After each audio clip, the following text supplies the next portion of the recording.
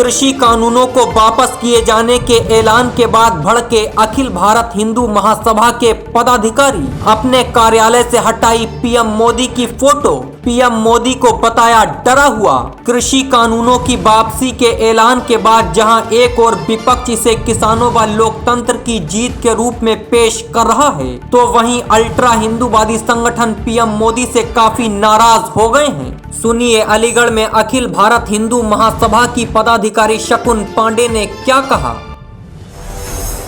मैं घोर प्रशंसक थी मोदी जी की और उनके लिए कायल हो चुकी थी जब 370 वाला केस आया था और ये सब चीज़ें वापसी हुई थी। आज ऐसा क्या हुआ कि आपने इन बिलों को वापस लिया?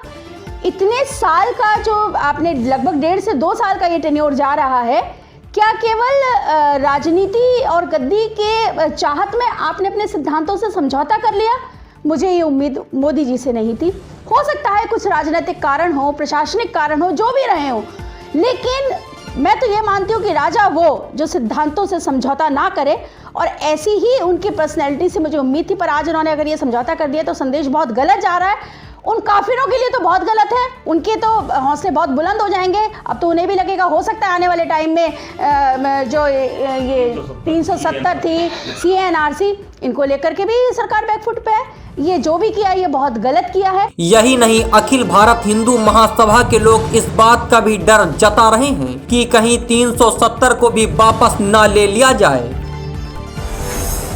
देखिए, अखिल भारत हिंदू महासभा कार्यालय पर माननीय प्रधानमंत्री का चित्र हमने उस दिन लगाया था जब धारा 370 हटाई गई थी। कश्मीर में शांति बहाल हुई थी, देश का हिस्सा कश्मीर जिसको हम बुलाते थे, आज वहां पर संविधान लागू हुआ था, तब हमने ये चित्र लगाया था। लेकिन जिस तरीके से सरकार ने तीनों कृषि कानून वापस लिए हैं, मुझे ऐसा लग रहा है कि अब सरकार आतंकियों और आतताइयों के आगे घुटने टेक रही है।